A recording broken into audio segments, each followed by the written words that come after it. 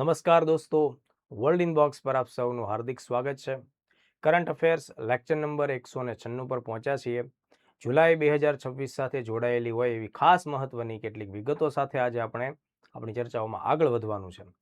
આજનો લેક્ચર ચાલુ કરીએ એ પહેલા વર્લ્ડ ઇનબોક્સ એકેડમી ગાંધીનગર ખાતે આગામી મહિનામાં ઓગસ્ટ 2026માં આગામી પોલીસ ભરતીઓને ધ્યાનમાં રાખીને 2 ખાસ સ્પેશિયલ બેચો શરૂ થવાની છે દોસ્તો. આ બેચ વિશેની માહિતી હું તમને આપું છું. તમે તમારા મિત્રો સાથે, રિલેટિવ સાથે આ બેચોની માહિતી આપજો. એક સ્પેશિયલ બેચ પોલીસ કોન્સ્ટેબલ માટે રહેશે, જેનો ટોટલ ડ્યુરેશન 6 મહિનાનો રહેવાનો છે દોસ્તો. અને બીજી જે સ્પેશિયલ બેચ છે એ છે પીએસઆઈની, જે 9 મહિના સુધીનો એનો ડ્યુરેશન રહેશે. પીએસઆઈની બેચ ઓનલાઈન અને ઓફલાઈન એ બંને મોડ ઉપર અવેલેબલ રહેશે.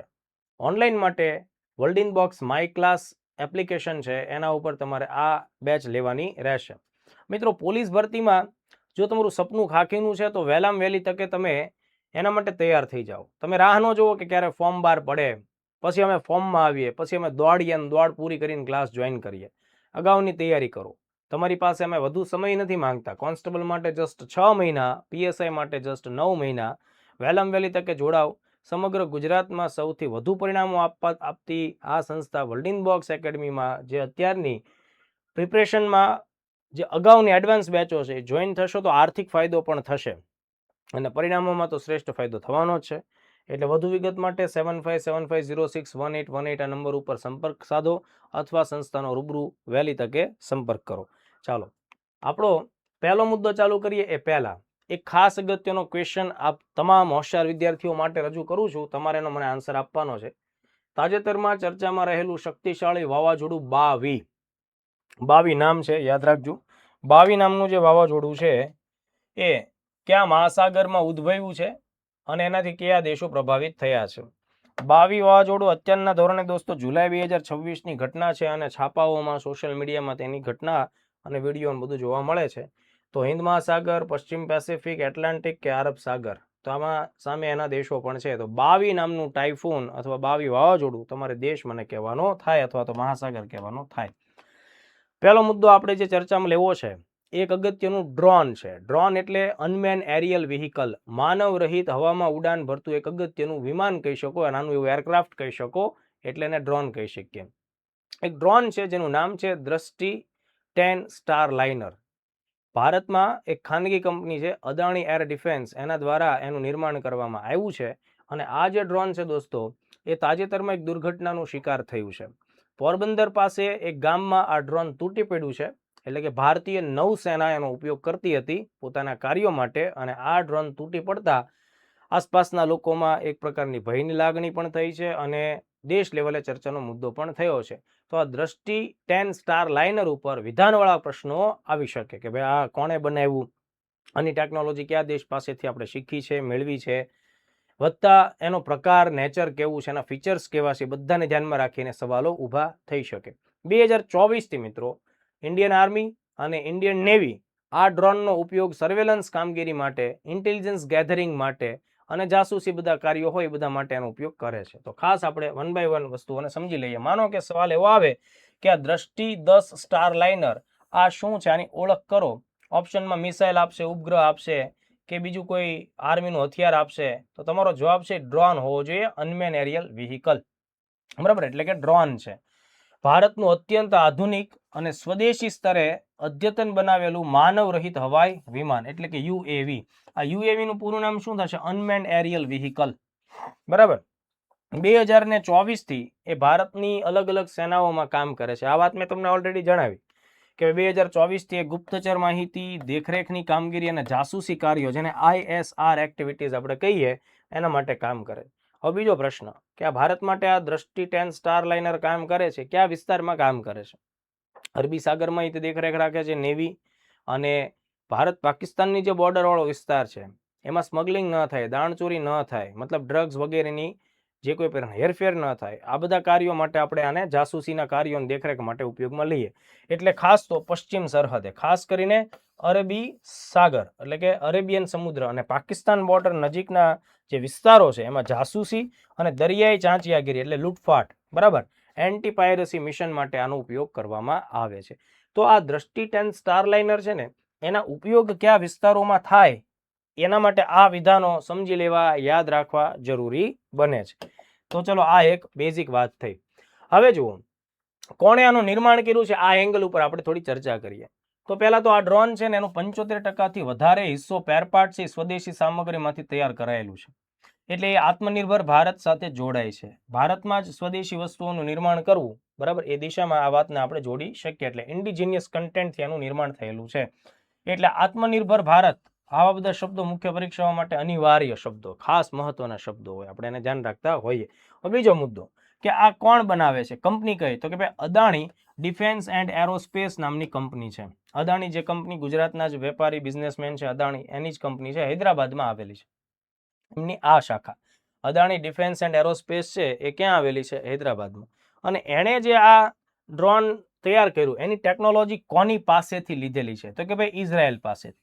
ઇઝરાયલની ડિફેન્સ કંપની છે એલ્બિટ સિસ્ટમ. તો બેઝિકલી આ જે સ્ટારલાઇનર ડ્રોન છે ને એ એલ્બિટ સિસ્ટમ નામની કંપની છે, જે ઇઝરાયલની એક ડિફેન્સ કંપની એની બનાવટ છે. એની પાસેથી આ ટેકનોલોજી અદાણીએ પ્રાપ્ત કરી. એટલે અદાણી ડિફેન્સ એન્ડ એરોસ્પેસ કંપનીએ એ ટેકનોલોજી પ્રાપ્ત કરી અને એનું સ્વદેશી નિર્માણનું કામ ચાલુ કર્યું છે. એટલે આ બહુ જ આઈએમપી વિગત થાય. એટલે અહીંયા ઇઝરાયલનો એંગલ જોડાય છે, એ વસ્તુ ભૂલવાનું નથી.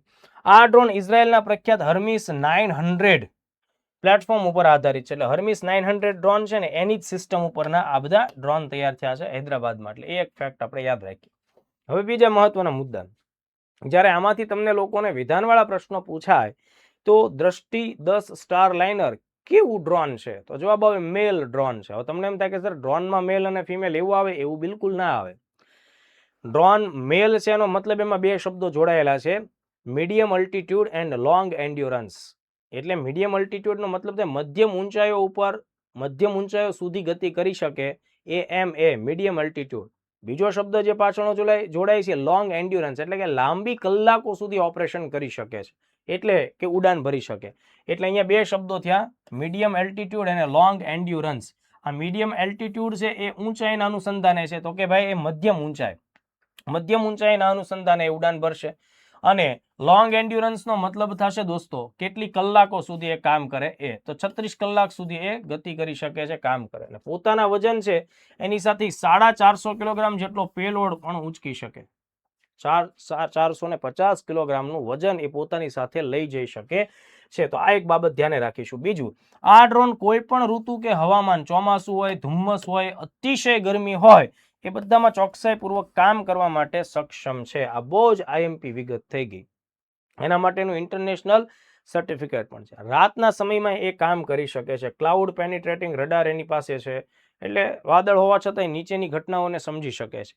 રાતના સમયમાં એ કામ કરી શકે છે. તો આ પ્રકારે વિડીયોગ્રાફી, ફોટોગ્રાફી માટે એનો ઉપયોગ થાય છે. તો આઈ થિંક આ દ્રષ્ટિ 10 સ્ટારલાઇનર એ ડ્રોન, એની બધી વિગત મેં તમને આપી. પ્રિલિમ્સ, મેઇન્સ બધામાં આનો ઉપયોગ થાય એવા બધા જરૂરી ડેટા આપણે ચર્ચામાં લીધા. શરૂઆત અત્યારે કેમ ચર્ચામાં આવ્યું તો મેં તમને જણાવ્યું, પોરબંદર જિલ્લામાં ઇન્ડિયન નેવીનું આ ડ્રોન તૂટી પડ્યું હતું ટેકનિકલ ખામીઓને લઈને, અને એના લીધે આ મુદ્દો ચર્ચામાં હતો. ત્યારબાદ આજ બીજો જે ટોપિક ભણવો છે એ જુલાઈ મહિનામાં એક અગત્યની દિવસ, એક તારીખની ઉજવણી થાય છે, 11મી જુલાઈ. દર વર્ષે દોસ્તો 11મી જુલાઈને વિશ્વ વસ્તી દિવસ એટલે કે વર્લ્ડ પોપ્યુલેશન ડે તરીકે આપણે મનાવીએ છીએ. વિશ્વમાં પૃથ્વી ઉપર આબાદી કેટલી વધે છે, આબાદીનું શું મહત્વ છે, આ વાતને ધ્યાનમાં રાખી અને આ દિવસની ઉજવણી કરવામાં આવતી હોય છે. શા માટે ઉજવાય, આ વખતની થીમ શું છે, બધી વિગતોને ધ્યાને રાખીએ. તો સૌથી પહેલા દર વર્ષે 11મી જુલાઈની ઉજવણી કયા દિવસ તરીકે થાય છે, વિશ્વ વસ્તી દિવસ એટલે કે વર્લ્ડ પોપ્યુલેશન ડે તરીકે ઉજવાય. એટલે મોસ્ટ આઈએમપી ફેક્ટ યાદ રાખવું પડે. 1987ના વર્ષમાં 11મી જુલાઈના દિવસે પહેલી વખત વિશ્વની વસ્તી છે ને એ અંદાજે 5 અબજ એટલે કે 5 બિલિયનને પાર થઈ હતી. એટલે કે માનવોની વસ્તી 5 અબજને પાર થઈ first time in history, recorded history. કઈ તારીખે? 11મી જુલાઈ 1987. અને એટલા માટે જ આપણે 11મી જુલાઈને વસ્તી દિવસ તરીકે સ્થાપિત કરીએ છીએ. તો 11 જુલાઈ 1987 ડે ઓફ 5 બિલિયન તરીકે ઓળખવામાં આવે. અને એટલા માટે 1989માં યુનાઇટેડ નેશન ડેવલપમેન્ટ પ્રોગ્રામમાં આનો પ્રસ્તાવ રજૂ કરવામાં આવ્યો દોસ્તો. અને પહેલીવાર આ જે આખો દિવસ છે 1990થી એની ઉજવણી ચાલુ કરવામાં આવી. એટલે 1987 સાથે તેનો સંબંધ છે. 1990થી આ દિવસની ઉજવણી ચાલુ થાય છે, એ યાદ રાખવું પડે. એટલે આઈ થિંક એમ ગણો તમે કે 36-37 વર્ષોથી આ દિવસની ઉજવણી કરવામાં આવે છે. હવે બીજો મહત્વનો મુદ્દો કે ભાઈ આ વર્ષ 2026ની શું થીમ છે? Realising the hopes and aspirations of young people. જે યુવા લોકો છે, બરાબર, અર્થવ્યવસ્થાની દ્રષ્ટિએ જે કામકાજ કરી શકે એ ટાઈપના લોકો છે, યુવા લોકો છે, એમની શું અપેક્ષાઓ છે, બરાબર, એમની શું ઉમ્મીદો છે, એમની શું અપેક્ષાઓ છે ને એને મહેસૂસ કરવી, રિયલાઇઝિંગ કરવું, મતલબ કે એ વસ્તુઓને આપણે સમજવી અને સાકાર કરવાનો પ્રયત્ન કરવો. Realising the hopes and aspirations of young people today and for the future. અત્યારના સમય અને ભવિષ્ય માટે આ વસ્તુઓને સમજવી, બરાબર. હવે આ વર્ષની જે થીમ છે એ મોટા ભાગે યુવાનોને ધ્યાનમાં રાખીને છે, બરાબર, એટલે કે ડેમોગ્રાફિક ડિવિડન્ડની બાબત અહીંયા જોડાઈ જાય છે. તો ખાસ યાદ રાખશો ને, ભારતની અંદર અત્યારની સ્થિતિ એવી છે કે લગભગ 65% આબાદી 35 વર્ષથી ઓછી ઉંમરની છે. તો ભારત પાસે વર્કફોર્સ, યંગ વર્કફોર્સ બહુ જ વિશાળ માત્રામાં ઉપલબ્ધ છે, કારણ કે 35 વર્ષથી નાની ઉંમરના લોકોની જ સંખ્યા કેટલી છે? 65%. એટલે અત્યારે આપણે એની પાસેથી જેટલું કામ લઈ શકશું, કારણ કે આજ 65% આવનારા 15, 20, 25 વર્ષોમાં વૃદ્ધ વસ્તીમાં કન્વર્ટ થશે, ત્યારે ભારત ઉપર દબાણ વધશે ઘણું બધું, કારણ કે એટલી આબાદીની બધી જરૂરિયાતોને સંતોષવી. એટલે અત્યારે મેક્સિમમ આ આબાદી આપણને ઉપયોગમાં આવી શકે એમ છે. તો આ વસ્તુ ધ્યાને રાખીશું. અત્યારે જ્યારે આપણે વિશ્વ વસ્તી દિવસની વાત કરીએ ત્યારે એક બીજો ફેક્ટ એ ધ્યાને રાખીએ કે ભાઈ અંદાજે વિશ્વમાં અત્યારની આબાદી કેટલી? તો કે ભાઈ 8 અબજથી વધારે, 8.3 અબજ, એટલે 8.3 બિલિયન જેટલી છે. વર્ષ 2022માં વિશ્વની વસ્તી 8 બિલિયનને પાર થઈ. એટલે આ ફેક્ટ આપણે થોડા ધ્યાન રાખવા પડે. તો એ તમને પીડીએફમાં મળી જ જાય છે. હવે જુઓ, વસ્તીની દ્રષ્ટિએ જે ટોપ 10 દેશો છે દુનિયામાં એ કયા કયા છે? તો જો સૌથી પહેલો દેશ આપણો છે ભારત, પછી પાડોશી દેશ ચીન, ત્યારબાદ અમેરિકા, ઇન્ડોનેશિયા અને 5મા નંબર ઉપર પાકિસ્તાન. એટલે પહેલા નંબર ઉપર ભારત છે, બીજા નંબર ઉપર ચીન, ત્રીજા નંબર ઉપર અમેરિકા, ચોથા નંબર ઉપર એશિયાનો દેશ ઇન્ડોનેશિયા અને 5મા નંબર ઉપર પાકિસ્તાન. છઠ્ઠો દેશ છે આફ્રિકાનો સૌથી વધુ વસ્તી ધરાવતો દેશ નાઇજીરિયા, ત્યારબાદ બ્રાઝિલ 7મા નંબરે, બાંગ્લાદેશ 8મા, રશિયા 9મા અને ફરીથી આફ્રિકાનો દેશ ઇથિયોપિયા છે એ 10મા નંબર ઉપર થાય. એટલે નાઇજીરિયા, બ્રાઝિલ, બાંગ્લાદેશ, રશિયા અને ઇથિયોપિયા. એક સમયે વિશ્વમાં ભારત, પાકિસ્તાન, બાંગ્લાદેશ બધું હિન્દુસ્તાન કહેવાતું. તો અંદાજ લગાડો તો વસ્તી ક્યાં જઈને પહોંચે આ બધું જો ભેગું થાય તો. એટલે આ ક્રમ યાદ રાખજો. એટલીસ્ટ તમે 1 થી 5 ક્રમને તો ભૂલતા જ નહીં. એ તો કમેન્ટ્સમાં લખી જ નાખજો. વિશ્વમાં જે 5 સૌથી વધુ વસ્તી ધરાવતા દેશો છે એમાં ભારત, ચાઇના, અમેરિકા, ઇન્ડોનેશિયા અને પાકિસ્તાન. એ નામ આપણે ભૂલવાના નથી. ત્યારબાદ જે ત્રીજો ટોપિક આજે ભણવો છે, જેમ 11 જુલાઈ વિશ્વ વસ્તી દિવસ છે એમ 12મી જુલાઈ વિશ્વ મલાલા દિવસ તરીકે મનાવવામાં આવે છે. મલાલા યુસુફઝઈ. દોસ્તો આ પાકિસ્તાનની યુવતી છે અને આ યુવતીએ પાકિસ્તાનના આતંકવાદગ્રસ્ત વિસ્તારની અંદર કે જ્યાં રૂઢિચુસ્તતા ખૂબ છે ત્યાં આશરે 1.5 દાયકા પહેલા દીકરીઓને, છોકરીઓને શિક્ષણ મળે એના માટે થઈને ઝુંબેશ ચલાવી. જે ત્યાંના સ્થાનિક આતંકવાદીઓને ન પસંદ પડતા એમણે એની ઉપર જીવલેણ હુમલો કરીને એને ગોળીઓ મારી દીધી. એમ છતાં પણ આ યુવતી જીવનનો સંઘર્ષ જીતે છે, બચે છે અને સાથે બચ્યા પછી પણ પોતાનું આ સમાજ સેવા અને શિક્ષણનું કામ અટકાવતી નથી. એનું કાર્ય એટલું બધું દિગ્ગજ લેવલ ઉપર થયેલું દેખાય છે દોસ્તો કે જ્યાં સામે ભલભલા લોકોની હિંમત હારી જાય અને લોકો જીવ બચાવવા માટે આવા કાર્યો કરતા અટકી જાય. આતંકવાદીઓનો સામનો કોણ કરે? પણ આ દીકરીએ સામનો કર્યો. એટલા માટે સંયુક્ત રાષ્ટ્ર સંઘે એનો જે ડેટ ઓફ બર્થ છે 12 જુલાઈ એને વિશ્વ મલાલા દિવસ જાહેર કર્યો. આમાંથી ખાસ સવાલ આવે. બીજો એક મુદ્દો એ પણ યાદ રાખવો કે આ મલાલા યુસુફઝઈ નામની જે યુવતી છે એ સમગ્ર વિશ્વમાં સૌથી નાની ઉંમરે નોબેલ પુરસ્કાર વિજેતા પણ છે. 2014ના વર્ષમાં એને નોબેલ પુરસ્કાર માત્ર 17 વર્ષની ઉંમરે પ્રાપ્ત થયો છે. તો આ બધા 1 બાય 1 ફેક્ટ આપણે જોઈ લેશું. દર વર્ષે 12 જુલાઈની ઉજવણી આંતરરાષ્ટ્રીય મલાલા દિવસ તરીકે કરવામાં આવે છે. પાકિસ્તાનની મહિલા શિક્ષણ કાર્યકર્તા અને સૌથી નાની વયે શાંતિ પુરસ્કાર નોબેલ માટેનો મેળવનારી યુવતી છે મલાલા યુસુફઝઈ. એનો આ ડેટ ઓફ બર્થ થાય. હવે જો મેં તમને જે વાત કરી એ 9 ઓક્ટોબર 2012ના રોજ, એટલે આજથી 14 વર્ષ પહેલા તાલિબાનો દ્વારા એની ઉપર હુમલો કરવામાં આવેલો. અને એ હુમલામાં એ બચી જાય છે અને પછી નવું જીવન મળે છે, તો પણ એ કામ પોતાનું છોડતી નથી. તો 12 જુલાઈ 2013ના રોજ એણે સંયુક્ત રાષ્ટ્રમાં પોતાની સ્પીચ આપી હતી. એનું પહેલું ભાષણ હતું અને આ દિવસને મલાલા દિવસ તરીકે 2013માં જાહેર કરવામાં આવી. તો આટલા ફેક્ટ આપણે ખાસ યાદ રાખવા જોઈએ. મતલબ હિંમતની કોઈ ઉંમર નથી. બહાદુરી તમે નાની વયે પણ દાખવી શકો. આ એનું શ્રેષ્ઠ એક્ઝામ્પલ કહી શકાય. અને આ રીતે યુવાનોને પ્રેરણા મળે એટલા માટે દર વર્ષે 12મી જુલાઈને આપણે મલાલા દિવસ તરીકે મનાવીએ. તો એ બધા ફેક્ટ આપણે યાદ રાખીએ. 14માં એને માત્ર 17 વર્ષની ઉંમરે નોબેલ પુરસ્કાર મળે છે, બરાબર. અને આ નોબેલ પુરસ્કાર જ્યારે એને મળે છે ત્યારે એમની સાથે ભારતના એક ખાસ અગત્યના વ્યક્તિ છે કૈલાસ સત્યાર્થી.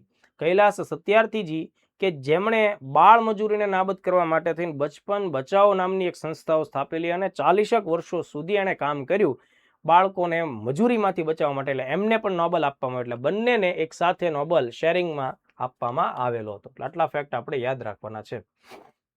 આજના લેક્ચરનો જે લાસ્ટ ટોપિક છે એ ભારતના ગૌરવમાં ડિફેન્સ સેક્ટરની અંદર ભારતની સિદ્ધિઓ છે એને દર્શાવતો એક સારો મુદ્દો છે.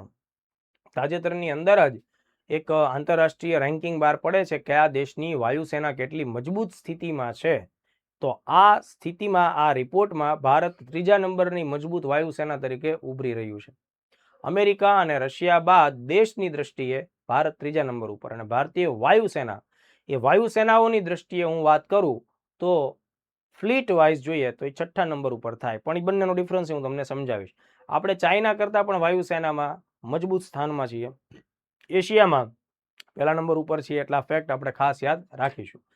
તો વિશ્વ directory of modern military aircraft, બરાબર, 2026 ગ્લોબલ એર પાવર્સ રેન્કિંગ મુજબ ભારતીય વાયુસેના ઇન્ડિયન એરફોર્સ છે એ વિશ્વમાં 3જી સૌથી મજબૂત એરફોર્સ તરીકે રેન્ક પામી છે.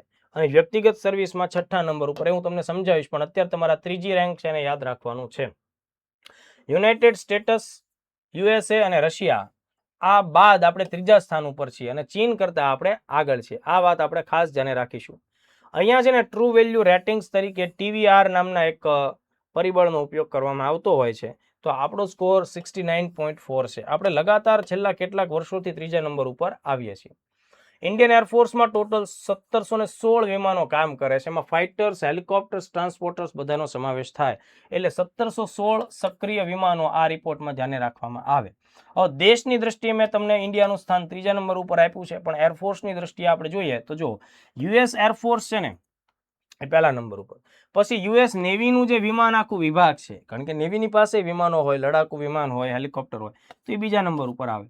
3જા નંબર ઉપર રશિયા છે ને એની એરફોર્સના વિમાનો આવશે. 4થા નંબર ઉપર અમેરિકાની આર્મીના વિમાનો આવશે. 5મા નંબર ઉપર અમેરિકાના મેરીન કોર્પ્સ એટલે કે એની જે તટરક્ષક હોય એના વિમાનો આવશે. એટલે એ રીતે આપણી એરફોર્સનો રેન્ક છે ને 6ઠ્ઠો આવશે. પણ દેશની દ્રષ્ટિએ આપણે 3જા નંબર ઉપર આવીએ. તો આઈ થિંક આટલા મુદ્દા તમે લોકો ખાસ જોઈ લેજો. પાકિસ્તાન છે 18મા નંબર ઉપર છે, આપણે 3જા નંબર ઉપર છીએ. તો આ ભારતની રક્ષા ક્ષેત્રનું જે ડેડિકેશન છે એને આપણે દર્શાવી શકીએ. તો આજનો આ જે લેક્ચર છે, લેક્ચર નંબર 196, એમાં ખાસ મહત્વના 4 ટોપિક આપણે ચર્ચામાં લીધા છે. કરંટ અફેર્સ માટે આપણે વીકમાં 5 દિવસ મળવાના છીએ. મંગળવારથી લઈને શનિવાર સુધી મારા લેક્ચર્સ રોજ સવારે 8 વાગે આવશે. રવિવારના દિવસે આપણે રજા રાખીએ છીએ અને સોમવારના દિવસે વર્લ્ડ ઇન બોક્સ ગાંધીનગર અને બાકીની બ્રાન્ચ ઉપર રિવિઝન લેક્ચર્સ, રિવિઝન ટેસ્ટ હોય છે. એટલે વિદ્યાર્થીઓ વાંચતા હોય એટલે એને રીડિંગ વધારે થાય એટલા માટે આપણે એ દિવસે એક લેક્ચર નથી રાખતા. એટલે રવિવાર અને સોમવાર આ 2 દિવસ આપણા કરંટ અફેર્સના લેક્ચર્સમાં બ્રેક રહેતો હોય છે. બાકી આપણે અઠવાડિયામાં 5 લેક્ચર્સ ભણવાના છીએ. અને બીજી એક ખાસ વાત, કરંટ માટે તમારે કલાકો નથી ભણવાનું, કલાકો સુધી છાપા નથી વાંચવાના, કલાકો સુધી વિડીયો અને લાઈવ લેક્ચર્સ ને બધું જોવાનું નથી. કરંટ અફેર્સ દોસ્તો તમારી પરીક્ષાનો એક મહત્વપૂર્ણ હિસ્સો છે. એ વાત સાચી છે, પણ કરંટ અફેર્સ પાછળ તમે તમારી 25% મહેનત ન કરી શકો. એટલે હાર્ડલી 20 મિનિટ, 25 મિનિટ, વધુમાં વધુ અડધી કલાક સુધી તમે મહેનત કરો એ વાજબી વાત ગણાય. રોજ કે બધી ઘટનાઓ પરીક્ષાલક્ષી હોતી નથી. એટલે પરીક્ષાલક્ષી જે વિગતો હોય એ બધી આપણે અહીંયા ટૂંકી ચર્ચાઓમાં કવર કરી લઈએ છીએ. અને તમને PDF પણ સમયબદ્ધ રીતે તમારા ગ્રુપમાં મળી જાય છે. તો ચાલો આવતીકાલે પાછા ફરીથી મળીએ છીએ દોસ્તો. જય હિન્દ, જય ભારત.